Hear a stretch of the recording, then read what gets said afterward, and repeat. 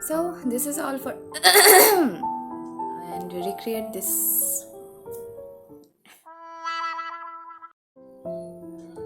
Hi, this is MOUSUMI'S and you're watching MOUSUMI'S Artistry. Welcome to my channel and welcome to my new video. So in today's video I'm going to share with you that how I have painted on an old bucket and given it a new look. I have tried an old ancient art form of India that is called Santhal art, which is one of the popular folk art forms. I am using it right now as a planter and it is decorating my home too. Obviously, after finishing the painting, I have given it a touch of jute. I will show you that part in the last moment of the video, so you need to watch the full video.